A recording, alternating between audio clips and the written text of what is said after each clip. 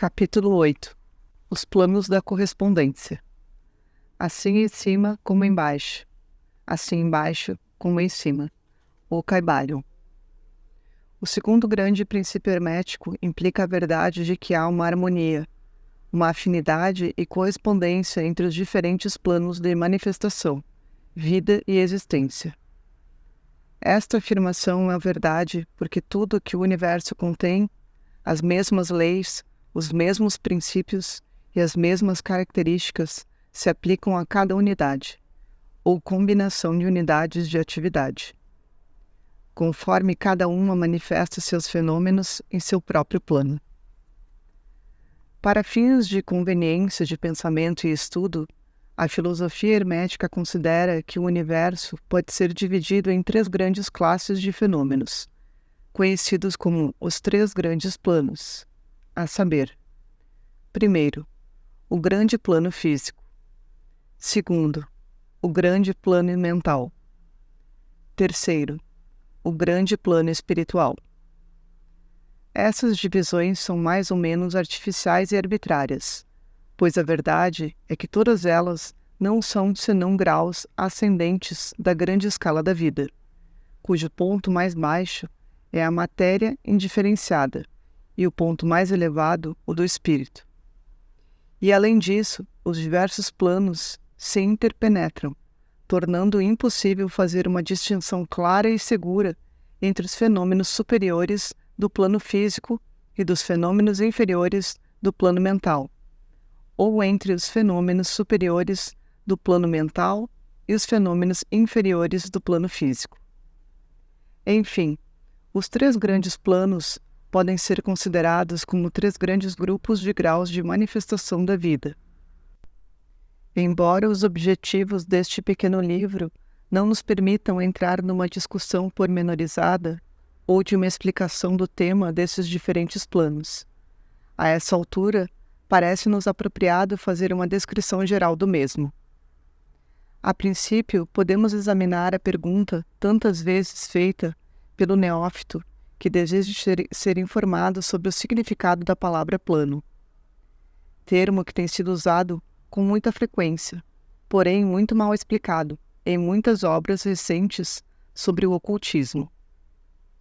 A pergunta é geralmente feita mais ou menos dessa maneira: um plano é um lugar que tem dimensões, ou é simplesmente uma condição ou estado? E a ela respondemos: não, não é um lugar, nem uma dimensão ordinária do espaço. Ainda assim, porém, é mais que um estado ou uma condição. Pode ser considerado como um estado ou condição, e apesar disso, um estado ou condição é um grau de dimensão, em escala sujeita a mensurações. Um tanto paradoxal, não é verdade? Todavia, examinemos a questão.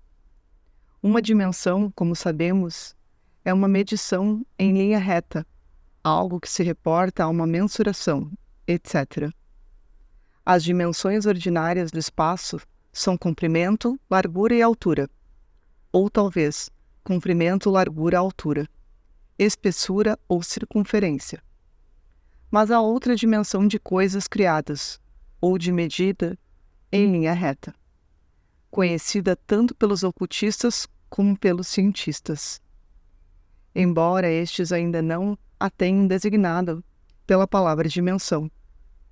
E essa nova dimensão, que a propósito é a tão especulada 4ª dimensão, é a norma usada para determinar os diferentes graus ou planos.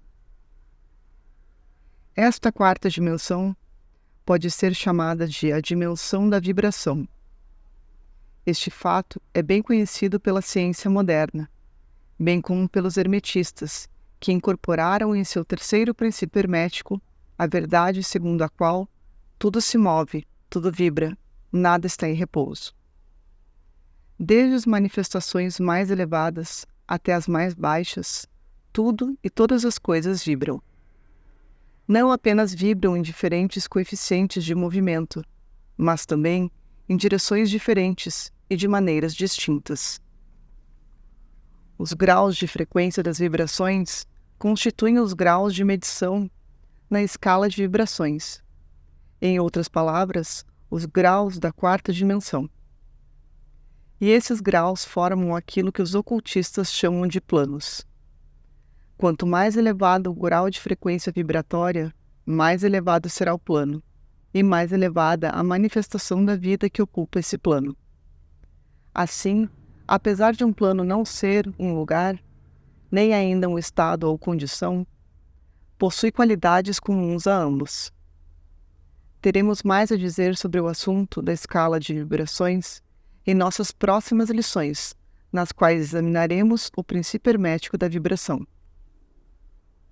Contudo, não se esqueçam agora que os 3 grandes planos não são divisões reais dos fenômenos do universo, mas simplesmente termos arbitrários usados pelos hermetistas para facilitar o pensamento e o estudo dos diferentes graus e formas da atividade e da vida universal.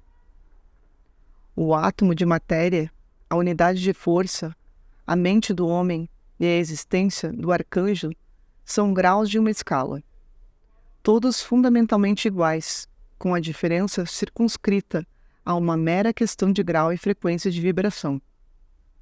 Todas são criações do todo e têm sua existência na infinita mente do todo. Os hermetistas subdividem cada um desses 3 grandes planos em 7 planos menores, e cada um é, por sua vez, também subdividido em 7 subplanos.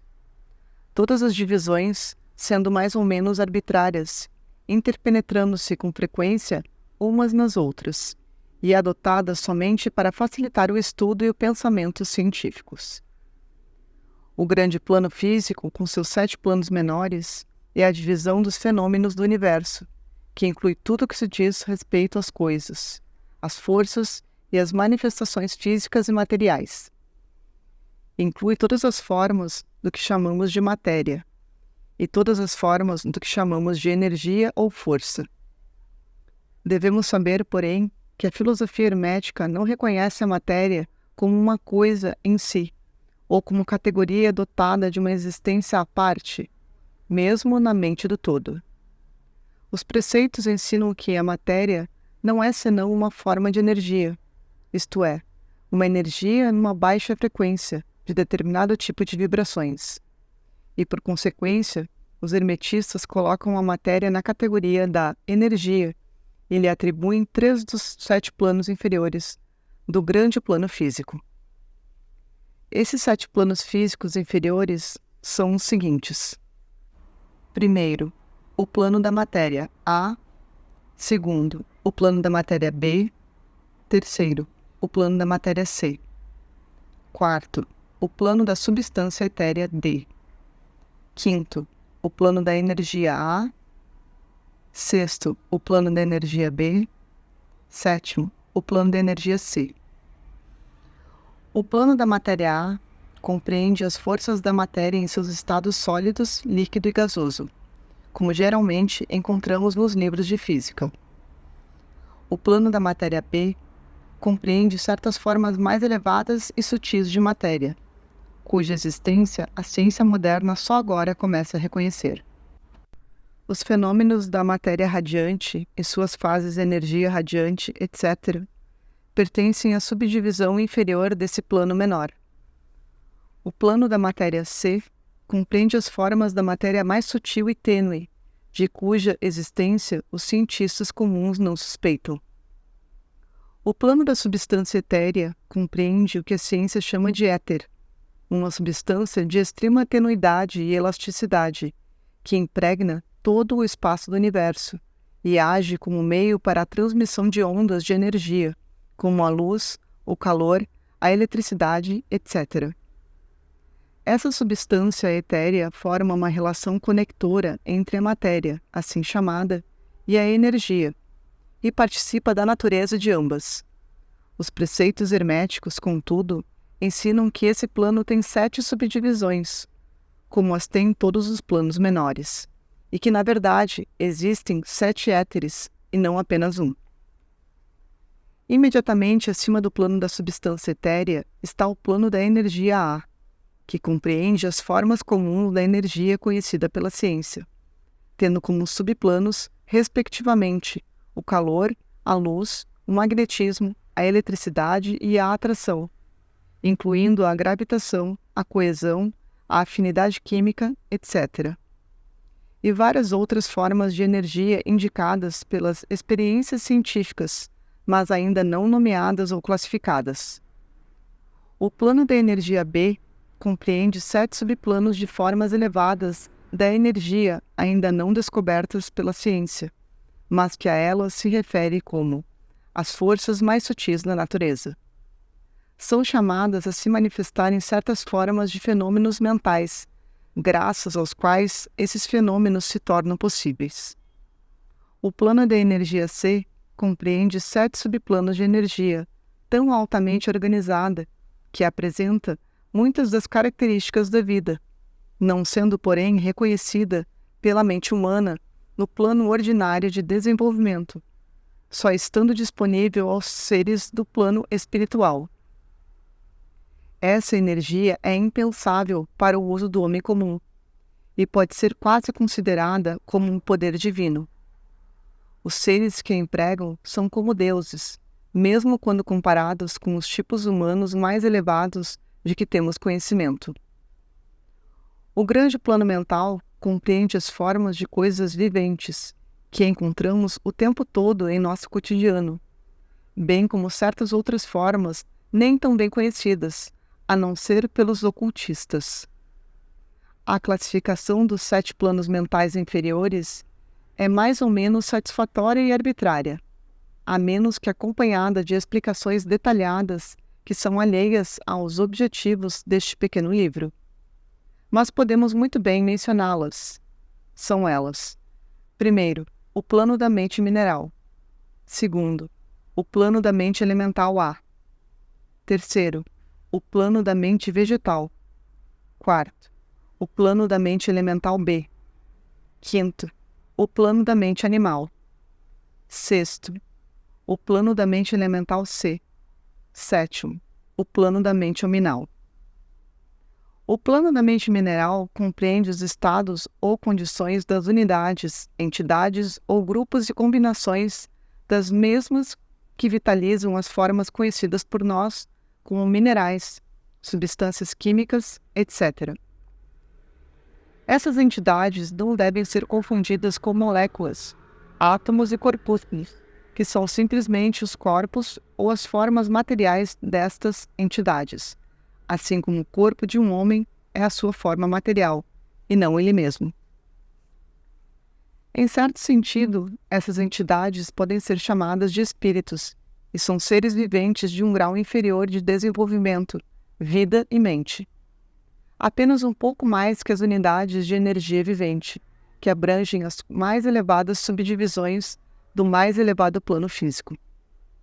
Em geral, o pensamento corrente não atribui a posse de mente, alma ou vida ao reino mineral, mas todos os ocultistas admitem sua existência. E a ciência moderna evolui rapidamente e está muito perto de aceitar o ponto de vista do hermetismo no que diz respeito a esse assunto. As moléculas, os átomos e os corpúsculos têm seus amores e ódios, seus gostos e aversões, suas atrações e repulsões, afinidades e discordâncias, etc. E muitas das mais ousadas dentre as mentes científicas modernas já expuseram sua opinião de que o desejo e a vontade, as emoções e o dos átomos só diferem em grau do que diz respeito aos dos homens. Não temos aqui tempo ou espaço para tratar dessas questões. Todos os cientistas sabem que esse é um fato, e outros buscam confirmação externa em obras científicas mais recentes. Estas são as 7 subdivisões usuais deste plano. O plano da mente elemental A compreende o estado, a condição e o grau de desenvolvimento mental e vital de uma classe de entidades desconhecidas ao homem comum, mas com as quais os ocultistas estão familiarizados. São invisíveis aos sentidos ordinários do homem, mas não obstante existem e têm sua parte no drama do universo. Por um lado, seu grau de inteligência está entre o das entidades minerais e químicas, e por outro, entre o das entidades do reino vegetal. Também há 7 subdivisões nesse plano. O plano da mente vegetal, em suas 7 subdivisões, compreende os estados ou as condições das entidades pertencentes aos reinos do mundo vegetal, cujos fenômenos vitais e mentais são muito bem compreendidos pelas pessoas de inteligência mediana. Muitas obras científicas novas e interessantes foram publicadas na última década sobre a mente e a vida das plantas. As plantas têm vida, mente e alma, assim como os animais, o homem e o super-homem.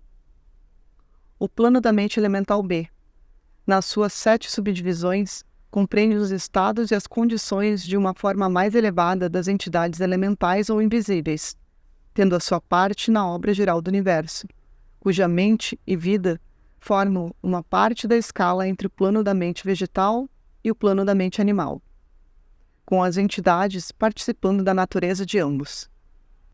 O plano da mente animal, nas suas 7 subdivisões, compreende os estados e as condições das entidades, seres ou almas que animam as formas de vida animal, que nos são familiares a todos. Não é preciso entrar em detalhes sobre esse reino ou plano de vida, porque o mundo animal nos é tão familiar como o nosso próprio mundo. O plano da mente elemental C, nas suas 7 subdivisões, compreende as entidades ou seres invisíveis, como são todas as formas elementais, que participam da natureza da vida animal e da vida humana, em certo grau e certas combinações. As formas mais elevadas possuem inteligência semi-humana. O plano da mente humana, nas suas 7 subdivisões, compreende as manifestações da vida e da mentalidade que são comuns ao homem nos seus diferentes graus, gradações e divisões. A esse respeito, queremos salientar o fato de que o homem comum atual não ocupa mais que a 4ª subdivisão do plano da mente humana, e somente os mais inteligentes transpuseram os limites da 5ª subdivisão. A raça levou milhões de anos para alcançar essa posição, e ainda levará muito tempo para que ela consiga chegar à 6ª e 7ª subdivisões, e inclusive que ultrapasse seus limites.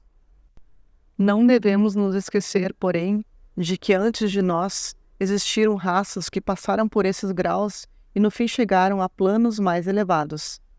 Nossa própria raça é a 5ª, com retardatários da 4ª, que pôs os pés no caminho. Contudo, há algumas almas avançadas da nossa própria raça que ultrapassaram as massas e passaram para a 6ª e a 7ª subdivisões, e um pequeno número de outras que foi ainda mais além. O homem da 6ª subdivisão será o super-homem, o da 7ª, o sobre-humano. No nosso estudo dos 7 planos mentais inferiores, simplesmente fizemos alusão, em sentido geral, aos 3 planos elementais. Nesta obra, não queremos entrar em detalhes sobre este assunto, uma vez que nosso objetivo limita-se a tratar da filosofia e dos preceitos em geral. Mas podemos dizer algo mais ao leitor, com o fim de oferecer-lhe uma ideia um pouco mais clara das relações entre esses planos e aqueles com que ele está mais familiarizado.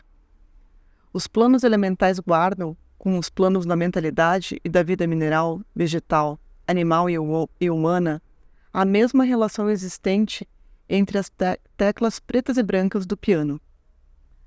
As teclas brancas são suficientes para produzir música, mas há certas escalas, melodias e harmonias em que as teclas pretas têm um papel a desempenhar e em que sua presença é necessária. Os planos elementais também são necessários como elos de ligação das condições da alma, dos estados de entidades, etc. Entre os vários outros planos em que certas formas de desenvolvimento são alcançadas. Este último fato oferece ao leitor, que sabe ler nas entrelinhas, uma nova luz sobre os processos da evolução e uma nova chave da porta secreta dos saltos de vida entre os diferentes reinos. Os grandes reinos dos elementais são plenamente reconhecidos pelos ocultistas, e suas citações nos textos esotéricos são abundantes. Os leitores de Zanoni, de Bulwer, Lytton e outras obras semelhantes poderão reconhecer as entidades que habitam esses planos de vida. Passando do grande plano mental para o grande plano espiritual, o que poderemos dizer? Como poderemos explicar esses estados mais elevados do ser, da vida e da mente, as mentes ainda incapazes de compreender e entender as subdivisões mais elevadas do plano da mente hominal? A tarefa é impossível. Só podemos falar nos termos mais gerais. Como seria possível descrever a luz a um homem que nasceu cego? O açúcar a alguém que nunca saboreou algo doce? E a harmonia a uma pessoa surda de nascença? Tudo o que podemos dizer é que os 7 planos inferiores do grande plano espiritual, com cada plano inferior tendo suas 7 subdivisões, compreende seres que possuem vida, mente e forma tão superiores às do homem atual quanto este se encontra em relação aos vermes, aos minerais ou mesmo a certas formas de energia ou matéria. A vida desses seres transcende a nós em tão alto grau que nem mesmo podemos pensar em seus detalhes. Suas mentes transcendem as nossas a tal ponto que para elas mal parecemos pensar, e nossos processos mentais parecem quase análogos aos processos materiais. A matéria de que suas formas são compostas provém dos planos mais elevados da matéria. E não somente isso, mas também se afirma que alguns são revestidos de energia pura. Que se poderá dizer de tais seres? Nos 7 planos inferiores do grande plano espiritual, existem seres que podemos chamar de anjos, arcanjos, semideuses. Nos mais baixos dos planos inferiores, vivem aquelas grandes almas que chamamos de mestres e adeptos. Acima deles, vêm as grandes hierarquias das hostes angelicais, inconcebíveis aos homens. E acima delas estão aqueles que podemos, sem irreverência, chamar de os deuses.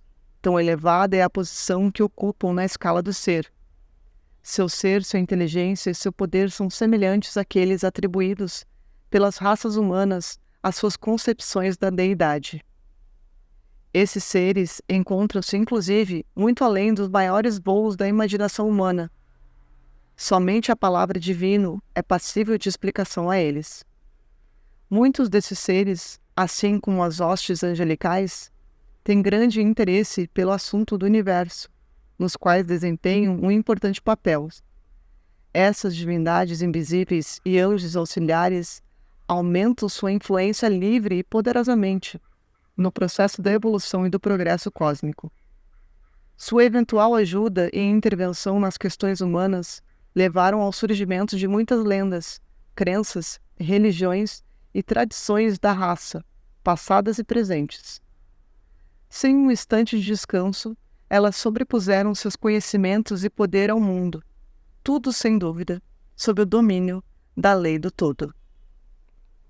Contudo, até os mais notáveis dentre esses seres avançados existem simplesmente como criações da mente do todo, e são sujeitos aos processos cósmicos e às leis universais. Ainda são mortais. Se quisermos, podemos chamá-los de deuses, mas ainda não são nada mais que os irmãos mais velhos da raça. As almas avançadas que sobrepujaram seus irmãos e que renunciaram ao êxtase da absorção pelo todo, com o caminho de ajudar a raça na sua jornada ascendente ao longo do caminho. Contudo, eles pertencem ao universo e estão sujeitos às suas condições. São mortais, e seu plano situa-se abaixo daquele do espírito absoluto. Somente os hermetistas mais avançados são capazes de entender os preceitos ocultos acerca do estado de existência e os poderes manifestados nos planos espirituais.